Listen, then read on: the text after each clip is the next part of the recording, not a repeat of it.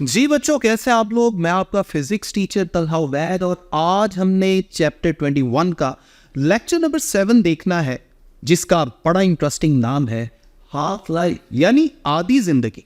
मतलब क्या है इसका? आपको याद होगा, इससे पिछले लेक्चर्स में हमने रेडियो एक्टिविटी पढ़ा था, न्यूक्लियर ट्रांसम्यूटेशन पढ़ा था, जिसमें हमने ये देखा था कि जब भी कोई रेडियो एक्टिव सैंपल या रेडियो एक्टिव एटम जो है उसके अंदर से न्यूक्लियर रेडिएशन निकलें, यानी अल्फा बीटा कोई भी रेडिएशंस निकलें, तो वो पेरेंट एटम डॉटर एटम में कन्वर्ट हो जाता है। मैं ये भी कह सकता हूं पेरेंट एलिमेंट डॉटर एलिमेंट में कन्वर्ट हो जाता है। मैं ये भी कह सकता हूं पेरेंट न्यूक्लियस डॉटर न्यूक्लियस में कन्वर्ट हो जाता है। अब देखें, इस प्रोसेस को क्या बोलते हैं? Radio active decay. लेकिन प्रॉब्लम ये है कि हम ये बिल्कुल नहीं जानते कि हमारे पास इस सैंपल में जितने भी एटम्स हैं, इनमें से कौन कौन सा एटम कब कब डिके होगा। ये बिल्कुल ऐसे ही है कि आप इमेजिन करें कि किसी सिटी की टोटल आबादी जो है वो फर्ज कर लें 1 लाख है। अब उसमें से हम ऑन द एवरेज ये तो जानते हैं कि भाई इतने लोग इतने टाइम में डेड हो जाते हैं, यानी अल्लाह को प्यारे हो जाते हैं। लेकिन हम ये बिल्कुल नहीं जानते कि कौन कौन सा आदमी, कौन कौन सा बंदा कब कब डिके होगा, यानी कब कब उसकी डेथ होगी। ये बिल्कुल ऐसे ही है। बेसिकली जो रेडियो एक्टिव सैंपल हमारे सामने मौजूद है, ये किसी भी एक्सटर्नल फैक्टर पे डिपेंड नहीं करता। इसका डिके होना यानी जो रेडियो एक्टिविटी का फिनोमिना है, it does not depend upon any external factor. ना ये एक्सटर्नल टेम्परेचर पे, प्रेशर पे, किसी भी इस तरह की चीज पे डिपेंड नहीं करता। हाँ, ये बात है कि हम ये जानते हैं कि इस सैंपल में से तकरीबन आधा सैंपल इतने टाइम में डिके हो जाएगा। This time is called half life. बिल्कुल ऐसे ही जैसे हम किसी सिटी की ऑन द एवरेज ये बता सकते हैं कि इतने टाइम में इतने लोगों की डेथ हो जाएगी, लेकिन पॉइंट आउट नहीं कर सकते कि किस किस की डेथ होगी, खुदा ना खास्ता। यहां भी ऐसे ही। सो हाफ लाइफ को हम डिफाइन कर लेते हैं, it is the time during which या in which, within which half of the atoms और half of the sample decays. आधा सैंपल डिके हो जाएगा, यानी आधे सैंपल के अंदर से, आधे एटम्स के अंदर से न्यूक्लियर रेडिएशंस निकलेंगी और वो डॉटर न्यूक्लियाई में कन्वर्ट हो जाएंगे और बाकी आधे बच जाएंगे। अब इसमें भी एक छोटी सी एग्जांपल मैं आपको देता हूं। फर्ज कर लें हमारे पास किसी सैंपल के अंदर, किसी रेडियो एक्टिव सैंपल के अंदर 1 लाख एटम्स मौजूद है। अब जो हाफ लाइफ का टाइम है, हाफ लाइफ का टाइम जब गुजरेगा तो इसके 50,000 यानी आधे एटम्स डिके हो जाएंगे, यानी वो डॉटर एटम्स में कन्वर्ट हो चुके होंगे और आधे यानी 50,000 बच जाएंगे। अब फर्ज कर लें इस सैंपल की हाफ लाइफ का जो टाइम है वो है तकरीबन, फर्ज कर लें 1 डे। इसका मतलब है पहला दिन गुजरेगा तो 50,000 बच जाएंगे, 50,000 खत्म हो जाएंगे, यानी वो डॉटर न्यूक्लियाई में कन्वर्ट हो जाएंगे। अगला 3 दिन गुजरेगा तो 50 का मजीद हाफ डिके हो जाएगा, यानी 25,000 डिके हो जाएंगे और 25,000 बच जाएंगे। एक और दिन गुजरेगा तो 25,000 का भी हाफ यानी 12,500 डिके हो जाएगी और 12,500 बाकी बच जाएंगे। इसी तरह एक एक दिन गुजरने के बाद half half half half decay होता जाएगा और हाफ हाफ बचता जाएगा। लेकिन ये बात याद रखें कि हमें ये बिल्कुल नहीं पता होता कि पूरा सैंपल डिके होने में कितना टाइम लगेगा। उसकी रीजन क्या है कि हाफ तो होता नहीं जाएगा। जितने भी एटम्स हैं इनिशियली उनका हाफ, फिर नेक्स्ट का हाफ, फिर नेक्स्ट का हाफ, तो एंड पे आखिरी एटम ने कब डिके होना है इसके बारे में हमें नहीं पता। इसीलिए कहा जाता है कि किसी भी रेडियोएक्टिव सैंपल को कंप्लीटली डिके होने के लिए कितना टाइम चाहिए, अनडिफाइंड टाइम या इन्फिनिटी टाइम चाहिए। अब ये जो एग्जाम्पल है इससे हम 2 कंक्लूजन्स बना सकते हैं। पहली कंक्लूजन तो ये है कि हमें बिल्कुल नहीं पता कि कोई भी रेडियो एक्टिव सैंपल कंप्लीटली कब डिके होगा। ये तो पहली कंक्लूजन हो गई। दूसरी कंक्लूजन ये है, जरा गौर करें, जब हमारे पास 1,00,000 न्यूक्लियाई थे तो कितने डिके हुए हाफ लाइफ के टाइम में? 50,000। जब 50,000 थे फिर कितने डिके हुए? 12,000 25,000। और जब 25,000 थे फिर कितने डिके हुए? 12,500। यानी इनिशियली जितने ज्यादा न्यूक्लियाई होंगे गिवन टाइम में उतने ही ज्यादा डिके होंगे। तो दूसरे पॉइंट पे हमारी कंक्लूजन ये आ गई कि जो डिके होने वाले न्यूक्लियाई हैं ये किस पे डिपेंड करते हैं? इनिशियल नंबर ऑफ न्यूक्लियाई पे। इसी तरह दूसरा पॉइंट ये जिस चीज पे डिपेंड करते हैं वो है कि टाइम, कितना टाइम गुजरा है। एक दिन गुजरेगा यानी एक दफा हाफ लाइफ का टाइम गुजरेगा, तो शुरू में देखें 50,000 डिके हुए थे, जब अगला भी हाफ लाइफ का टाइम गुजर गया मजीद डिके हो गए। यानी जितना ज्यादा टाइम गुजरता जाएगा उतने ज्यादा रेडियो एक्टिव सैंपल में से एटम्स डिके होते जाएंगे। So we can say that अगर मैं फर्ज कर लूं कि किसी भी वक्त एट एनी टाइम टी मेरे पास जो रेडियो एक्टिव एटम्स मौजूद हैं उनकी तादाद है कैपिटल एन। फर्ज कर लें we have N number of radio active nuclei at a given time T. अब फर्ज करें, जैसे फर्ज कर लें इस वक्त 11 बज रहे हैं फर्ज करें, तो टी टाइम कौन सा है? 11 बजे वाला टाइम। अब फर्ज करें 1 मिनट मजीद गुजर गया। अब ये जो मजीद टाइम गुजरा है इसे मैं नाम दूंगा डेल्टा टी, टाइम इंटरवल, जितना टाइम इंटरवल मजीद गुजरा है। फर्ज कर लें डेल्टा टी टाइम इंटरवल में जितने न्यूक्लियाई डिके हो जाते हैं उसको हम डेल्टा एन से जाहिर कर देते हैं, डेल्टा एन से। So initial number of nuclei जो टी टाइम पे मौजूद थे उनको मैंने एन से जाहिर किया, और डेल्टा टी टाइम गुजरने के बाद जितने डिके हो गए उसको मैंने डेल्टा एन से जाहिर कर दिया। अब ऊपर जो हमने कंक्लूजन दी थी उनके मुताबिक मैं 2 एक्सप्रेशन लिख सकता हूं कि ये जो डिके होने वाली न्यूक्लियाई है, एक तो ये डिपेंड करते हैं इनिशियल नंबर ऑफ न्यूक्लियाई पे, यानी delta N is directly proportional to N. जितने ज्यादा इनिशियल नंबर ऑफ न्यूक्लियाई होंगे गिवन टाइम में उतने ही ज्यादा डिके होंगे।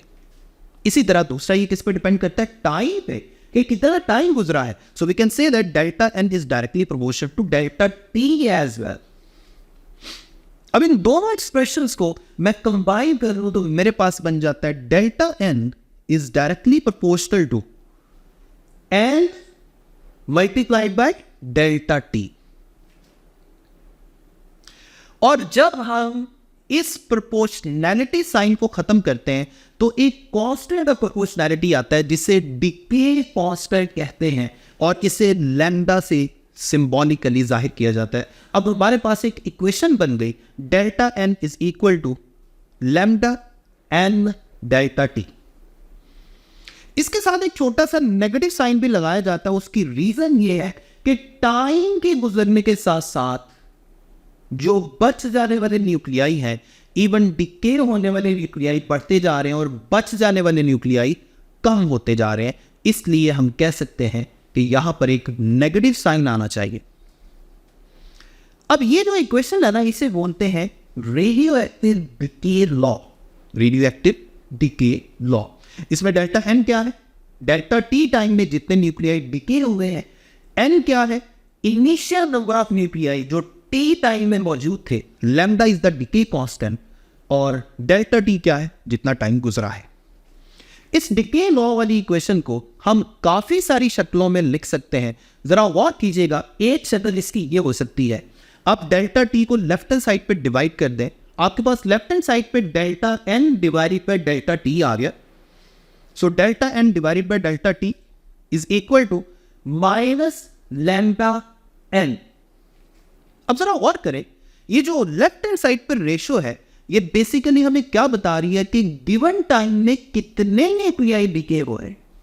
इसके लिए हम वर्ड यूज करते हैं रेट ऑफ डिके, और इस रेशो को एक्टिविटी का भी नाम दिया जाता है. So we can say that rate of decay यानी delta N over delta T is equal to minus lambda into N. अब इस इक्वेशन से हमें यह बात समझ आ रही है कि रेट ऑफ डिके यानी गिवन टाइम में कितने ज्यादा सैंपल के न्यूक्लियाई में डिके होना है, ये दो चीजों पे डिपेंड करता है. एक तो ये डिपेंड करता है इनिशियल नंबर ऑफ न्यूक्लियाई पे यानी कैपिटल एन पे, और दूसरा ये डिपेंड करता है डिके कांस्टेंट पे. इसका मतलब ये हुआ कि अगर किसी सैंपल का डिके कांस्टेंट ज्यादा है तो उसके डिके करने का जो रेट है वो भी ज्यादा हो जाएगा. यानी हमारे पास कोई भी रेडियो एक्टिव सैंपल है, हम जानते हैं फर्ज करने कि उसका डिके कांस्टेंट ज्यादा है, तो इसका मतलब यह है कि गिवन टाइम में उसके ज्यादा न्यूक्लियाई डिके हो जाएंगे. सो डिके कांस्टेंट ज्यादा होने का मतलब है रेट ऑफ डिके ज्यादा होगा, डिके कांस्टेंट कम होने का मतलब है रेट ऑफ डिके कम होगा. यही जो रेडियो एक्टिव डिके का लॉ है, इस इक्वेशन से हम एक और इक्वेशन भी बना सकते हैं, और वो इक्वेशन है लैम्डा के लिए. जरा गौर करें, लैम्डा को एक तरफ रहने दें राइट हैंड साइड पे, delta N left hand side पे पहले से मौजूद है, एन को इसके साथ डिवाइड कर दें और डेल्टा टी को फर्दर डिवाइड कर दें. आपके पास लैम्डा का एक फॉर्मूला बन गया. अगर मैं नेगेटिव साइन को इग्नोर कर दूं तो लैम्डा का आपके पास फॉर्मूला बन गया delta N divide by N, and this ratio is divided by delta T. ये है लैम्डा. अब ऊपर वाली जो रेशियो है डेल्टा एन ओवर एन, ये क्या है जरा गौर से देखें. ऊपर है डिकेड न्यूक्लियाई, जितने न्यूक्लियाई डिके हुए, और रेशियो में नीचे क्या है capital N, initial number of nuclei. इस रेशियो को पूरा का पूरा हम बोल सकते हैं fraction of the decayed nuclei. बिल्कुल ऐसे ही जैसे आपके किसी सब्जेक्ट में मार्क्स आते हैं, थोड़े बहुत मार्क्स आते हैं, तो आप उनकी फ्रैक्शन कैसे निकालते हैं, obtain marks divided by total marks. बिल्कुल ऐसे ही यहाँ पे आपने करना है. Delta N divided by N का मतलब क्या है, decayed nuclei divided by total nuclei. तो इसे मैं क्या बोलूंगा, fractional decayed nuclei. So lambda को हम डिफाइन कर सकते हैं, डिके कांस्टेंट को हम डिफाइन कर सकते हैं fractional decayed nuclei per unit time. नीचे डेल्टा टी है, यानी अगर डेल्टा टी की जगह मैं यूनिट टाइम यानी 1 सेकंड दे लूं तो फ्रैक्शनल डिकेड न्यूक्लियाई की जो भी वैल्यू होगी उसे ही हम लैम्डा कहेंगे. So lambda decay constant is equal to fractional decayed nuclei per unit time या पर सेकंड. और इस इक्वेशन से हमें ये भी समझ आ रही है कि लैम्डा का यूनिट क्या होगा. देखिए डेल्टा एन ओवर एन का तो कोई यूनिट नहीं होगा क्योंकि ये नंबर की रेशो है. नीचे है डेल्टा टी, इसका यूनिट होगा सेकंड. ये जब ऊपर आएगा तो सेकंड का इन्वर्स हो जाएगा. तो ये था आपका डिके कांस्टेंट के बारे में कुछ बुनियादी बातें. अब हम एक स्टेप आगे मूव करने लगे हैं और उसमें हमने एक कर्व को स्टडी करना है जिसे हम बोलते हैं डिके कर्व. Decay curve. अब इसमें फर्स्ट करने वाई एक्सिस पे मैं नंबर ऑफ न्यूक्लियाई ले लेता हूं, जितने रेडियो एक्टिव न्यूक्लियाई हमारे पास मौजूद है वो है वाई एक्सिस पे, और एक्स एक्सिस पे मैं टाइम की वैल्यूज ले लेता हूं.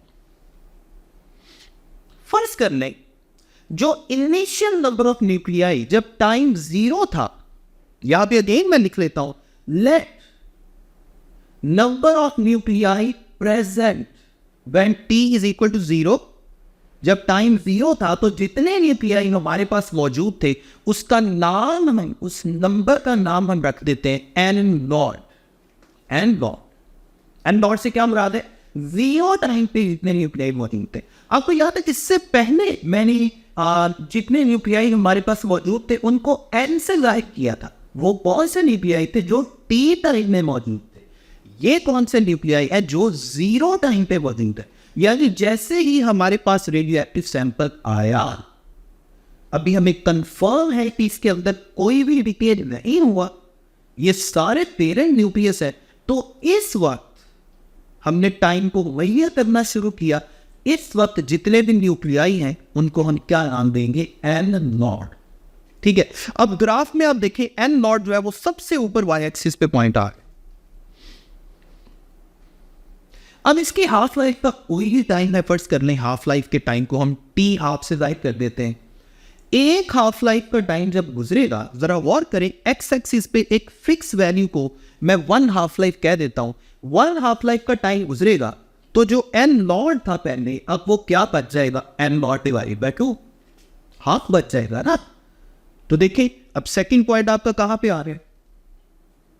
फर्स्ट सबने एक और हाफ लाइफ का टाइम गुजर गया, तो अब पहले एन नॉट डिवाइडेड बाय 2 बचा था ना, अब उसका मजीद हाफ बच जाएगा, बाकी डिके हो चुका है। जो हमारे पास बच गया है अब 2 हाफ लाइफ गुजरने के बाद वो कितना बचा है, N not divided by 4। First करने की और हाफ लाइफ का टाइम गुजर गया, अब बाकी हमारे पास जो बचेगा वो कौन सा होगा, एन नॉट डिवाइडेड बाय 8, मजीद हाफ बच गया, एन नॉट डिवाइडेड बाय 8। अब गौर करें ये ग्राफ ऐसे ही चलता जाएगा, ये ग्राफ एक्स एक्सिस के साथ जाके टच नहीं हो रहा। ये कहां जाके टच होगा, इन्फिनिटी पे जाके, क्योंकि अभी थोड़ी देर पहले मैंने आपको बताया कि जितने भी न्यूक्लियाई हमारे पास मौजूद है इन सबको डिके करवाने के लिए, यानी हमारे पास 0 बच जाए, कोई भी ना बचे, इसके लिए कितना टाइम चाहिए, इन्फिनिट टाइम चाहिए। और इन्फिनिट टाइम का क्या मतलब है कि ये ग्राफ एक्स एक्सिस पे कहां जाके मिलेगा, इन्फिनिटी पे जाके मिलेगा। ये जो कर्व है जो हमें बता रही है कि कितने टाइम के मुताबिक कितना कितना डिके होना है, this curve is called decay curve. अब जैसे जैसे मैंने आपको डिके कर्व का बताया, ऐसे ऐसे मैं आपको ना एक फॉर्मूला बल्कि 2 फॉर्मूले बनाने का तरीका बताता हूं। ये बड़ा ही इंपॉर्टेंट पॉइंट है, ये बड़े इंपॉर्टेंट डिस्कशंस की तरफ हम जा रहे हैं। जरा गौर से आपने देखना है सारा लेक्चर, क्योंकि थ्योरेटिकल है, बच्चे थोड़ा बोर हो जाते हैं, आपने थोड़ा सा गौर रखना है, ध्यान मेरी तरफ रखना है आपने। तो बात हम स्टार्ट करते हैं वहां से ही। फर्स्ट कर लें हमारे पास 0 टाइम पे कितने न्यूक्लियाई मौजूद थे, एन नॉट। अब मैं ऊपर हेडिंग लिख लेता हूं, अनडिकेड। किसकी हेडिंग लिख रहा हूं, अनडिकेड। अनडिकेड का मतलब है जो बाकी बच गए। अनडिकेड भी कह सकते हैं, रिमेन भी कह सकते हैं, जो बाकी बच गए, अब ये डॉटर न्यूक्लियाई में कन्वर्ट नहीं हुए। हेडिंग मैंने लिख दी अनडिकेड। सो आफ्टर 1 हाफ लाइफ, जब एक हाफ लाइफ गुजरेगी तो कितने बच जाएंगे, एन नॉट का हाफ, यानी एन नॉट डिवाइडेड बाय 2 बच गया। अब after 2 half life, 2 half life गुजरी, 2 टी हाफ, 2 हाफ लाइफ गुजरी, अब कितने बचेंगे, एन नॉट डिवाइडेड बाय 2 का मजीद हाफ कर दें, अब क्या बन जाएगा, एन नॉट डिवाइडेड बाय 4। आप इस एन नॉट डिवाइडेड बाय 4 को एन नॉट डिवाइडेड बाय 2 का स्क्वायर भी लिख सकते हैं, कोई फर्क नहीं पड़ता। आफ्टर 3 हाफ लाइफ्स, एक और हाफ लाइन गुजरी, अब कितना बचेगा, 2 से फिर डिवाइड कर दें, एन नॉट डिवाइडेड बाय 8। और एन नॉट डिवाइडेड बाय 8 को मैं एन नॉट डिवाइडेड बाय 2 की पावर 3 भी लिख सकता हूं, क्योंकि 2 की पावर 3 का मतलब 8 ही तो होता है। इसी तरह चलते चलते अगर मैं लिखूं आफ्टर एन हाफ लाइफ्स, तो जरा गौर करें राइट हैंड साइड पे क्या आएगा, चेक करें। जब मैंने कहा था आफ्टर 1 हाफ लाइफ, तो राइट हैंड साइड पे आया था एन नॉट डिवाइडेड बाय 2 की पावर 1। जब मैंने कहा था आफ्टर 2 हाफ लाइफ, तो राइट हैंड साइड पे आया था एन नॉट डिवाइडेड बाय 2 की पावर 2। जब मैंने कहा था आफ्टर 3 हाफ लाइफ, तो राइट हैंड साइड पे आया था एन नॉट डिवाइडेड बाय 2 की power 3।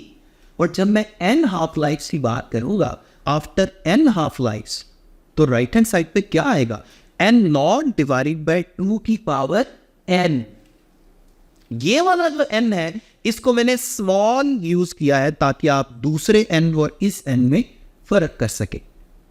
So after n half lives, number of nuclei which are undecayed, उसका फॉर्मूला आपके पास आ गया, n नॉट यानी total number of nuclei divided by 2 की पावर स्मॉल n।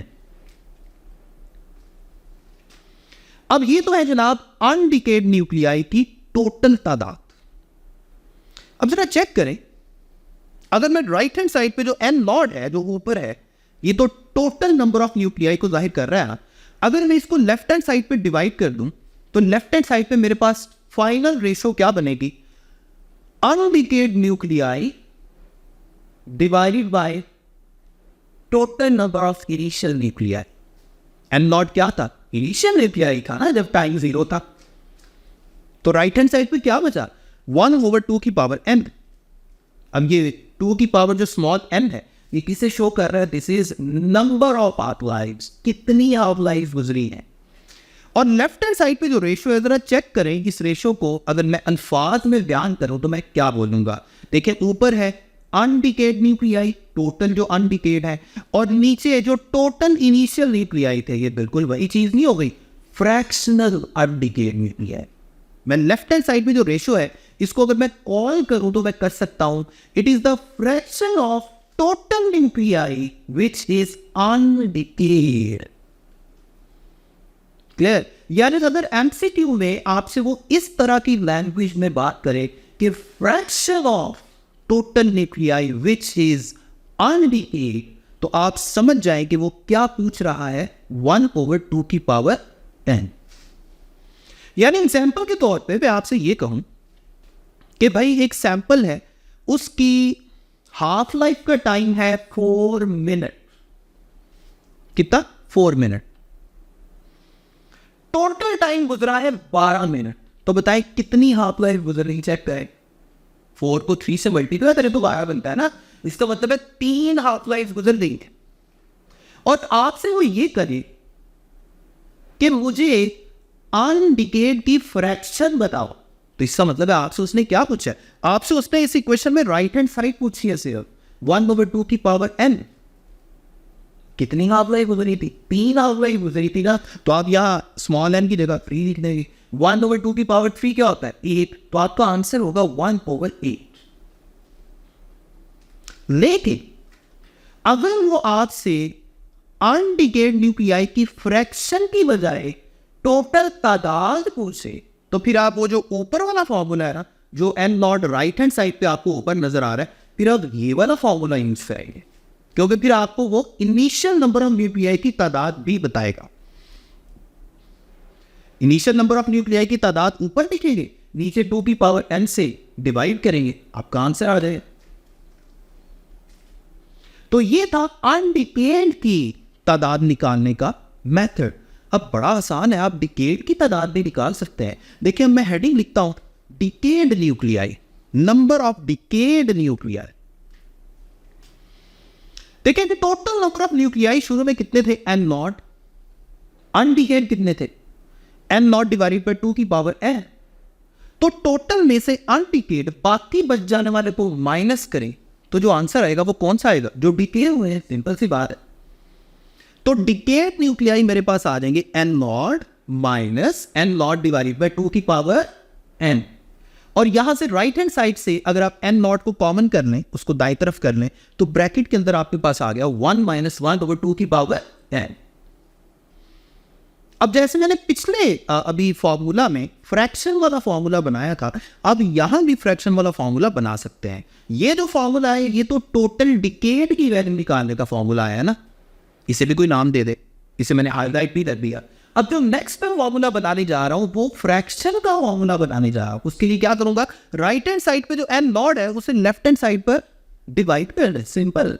तो लेफ्ट हैंड साइड पे अब आपके पास क्या आ गया, ऊपर है डिकेड न्यूक्लियाई और नीचे है टोटल नंबर ऑफ न्यूक्लियाई। इस रेशियो को मैं क्या बोलूंगा, फ्रैक्शन ऑफ डिकेड न्यूक्लियाई, या fraction of the total nuclei which is decade, या फ्रैक्शनल डिकेड न्यूक्लियाई। तो ये आपके पास रेशियो आ गई और राइट हैंड साइड पे 1 - 1/2 की पावर n, और इसमें जो राइट हैंड साइड पे स्मॉल n है ये हमें क्या बता रहा है, नंबर ऑफ हाफ लाइफ्स, जितनी हाफ लाइफ्स गुजरी हैं। तो ये था सेकंड फॉर्मूला। मैं आपको फिर बता रहा हूं कि हाफ लाइफ में ये वाले जो फॉर्मूले हैं ये काफ़ी सारे एमसीक्यूज को सॉल्व करने के लिए यूजफुल हैं। मैं कोशिश करूंगा मैं एक आधा और लेक्चर आपके लिए रिकॉर्ड करूं सिर्फ और सिर्फ हाफ लाइफ की एमसीक्यूज के लिए। उसमें अलग से हम सिर्फ एमसीक्यूज की डिस्कशन करेंगे। उम्मीद करता हूं कि आपको इसकी बड़ी अच्छी समझ आ जाएगी। अच्छा, अब कुछ और छोटे छोटे पॉइंट्स हैं। एक और छोटा सा फॉर्मूला मैं यहां पर आपको बताना चाह रहा हूं। आपको याद है इससे पहले मैंने टोटल नंबर ऑफ न्यूक्लियाई जो हमारे पास मौजूद है at any given time T, उसको n से जाहिर किया था। मैं दोबारा वही वाली सपोजिशन यहाँ लिख लेता हूँ। देखिए, एक तरफ तो आपको यही वाले फॉर्मूले नजर आ रहे हैं जो मैंने n नॉट की शक्ल में बनाए हैं। अब दूसरी तरफ वो दूसरा फॉर्मूला मैं लिखने लगाऊं, उसका प्रूफ हम नहीं करेंगे, डायरेक्ट मैं फॉर्मूला बता रहे हैं। ये फॉर्मूला है जनाब, n is equal to n not e की पावर माइनस लैम्डा टी। अब इसमें n क्या है? n is the total number of nuclei जो इस वक्त हमारे पास मौजूद है एट एनी टाइम p। और राइट हैंड साइड पे जो n नॉट आपको नजर आ रहा है, ये क्या है? This is the total number of nuclei at time 0 जो इनिशियली हमारे पास मौजूद थे। और पावर में लैम्डा क्या है? Minus lambda. ये लैम्डा क्या है? Decay constant. और t क्या है? ये वो वाला टाइम है जो इस वक्त हो रहा है। अब ऐसे करता हूं, इस फॉर्मूला को थोड़ा सा रीअरेंज करता हूं, जरा चेक करें। ए की जो पावर है उसे नीचे ले आए तो पॉजिटिव हो जाएगी, and not divided bye e की पावर प्लस लैम्डा टी। अब मैं यहां पर यह साबित करने लगा हूं कि किसी भी रेडियोएक्टिव सैंपल को कंप्लीटली डिके करवाने के लिए इन्फिनिट टाइम चाहिए। उसकी लॉजिक क्या है जरा गौर करें। अगर राइट हैंड साइड पे मैं टाइम की जगह इन्फिनिटी पुट करूंगा ना, जरा चेक करें, मैंने राइट हैंड साइड पे टाइम की जगह इन्फिनिटी पुट किया, e की पावर इन्फिनिटी, उसका भी आंसर इन्फिनिटी होगा।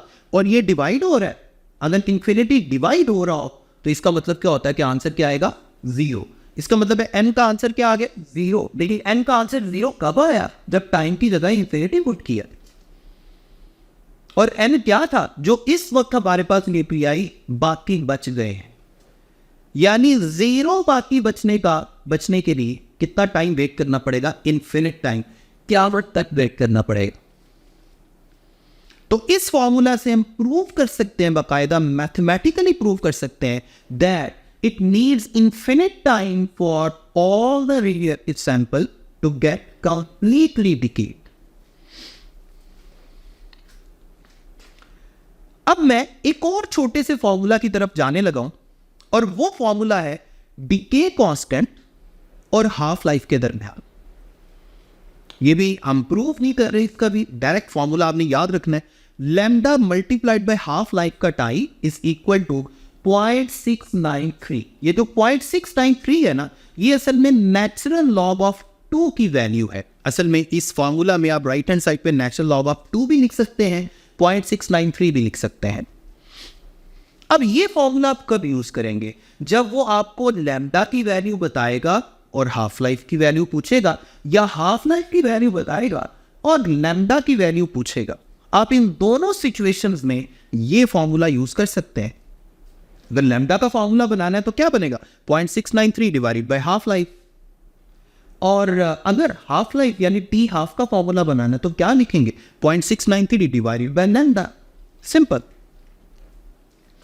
अब नेक्स्ट इस लेक्चर में मैं आपको कुछ रेडियोएक्टिव सैंपल्स या रेडियोएक्टिव एलिमेंट्स जो हैं वो एग्जाम्पल के तौर पे दिखा रहा हूं, जिनकी हाफ लाइफ आपने जुबानी याद करनी है। सामने आपको कुछ सैंपल्स नजर आ रहे हैं और इनकी हाईलाइटेड आपको हाफ लाइफ की वैल्यूज भी नजर आ रही हैं। ये आपने मेमोराइज कर लेनी है क्योंकि ये एमसीक्यूज के लिए रिक्वायर्ड है। अब मैं इस लेक्चर के एक बड़े छोटे से हिस्से की तरफ जाने लगा हूं जो एक तरह से ऑप्शनल है, सिर्फ इंफॉर्मेटिव सा एक छोटा सा पॉइंट है, और उसमें हमारी हेडिंग है आर्टिफिशियल रेडियो एक्टिविटी। अब रेडियो एक्टिविटी क्या है? नेचुरल रेडियो एक्टिविटी तो हम पढ़ चुके, जिसमें हमने कहा था कि अगर चार्ज नंबर 82 से ज्यादा हो तो किसी भी एलिमेंट के अंदर से न्यूक्लियर रेडिएशन निकलना शुरू हो जाती है, that is called radio activity. अब ये आर्टिफिशियल रेडियो एक्टिविटी किस चीज का नाम? असल में जो न्यूक्लियाई या जो एलिमेंट्स नेचुरल रेडियो एक्टिविटी करते हैं उनको हम रेडियो एक्टिव एलिमेंट्स कहते हैं या अनस्टेबल न्यूक्लियाई भी कहते हैं। अब यहां पर हमने क्या करना है? यहां पे हमने किसी पार्टिकल को स्टेबल एटम के न्यूक्लियस के अंदर हमने बम्बार्ड करवाना है, यानी उसके न्यूक्लियस पे हमने उसको फेंकना है। जब वो छोटा सा पार्टिकल, चाहे वो न्यूट्रॉन है, चाहे वो अल्फा पार्टिकल है, चाहे वो बीटा पार्टिकल है, कुछ भी है, कोई भी पार्टिकल हम स्टेबल एटम के न्यूक्लियस पे बमबार करवाएंगे, जैसे ही ये उस न्यूक्लियस के अंदर जाएगा, ये उस न्यूक्लियस को अनस्टेबल कर देगा। और अनस्टेबल न्यूक्लियस का मतलब यह है कि अब इसके अंदर से रेडिएशंस निकलना शुरू हो जाएंगी। कहने का मतलब यह है कि एक स्टेबल न्यूक्लियस को पार्टिकल्स को बमबार करवाने के बाद हमने अनस्टेबल न्यूक्लियस में कन्वर्ट कर दिया, जिसके अंदर से न्यूक्लियर रेडिएशंस निकलना शुरू हो गई। This radio activity is called artificial radio activity. तो ये था हमारा आज का लेक्चर।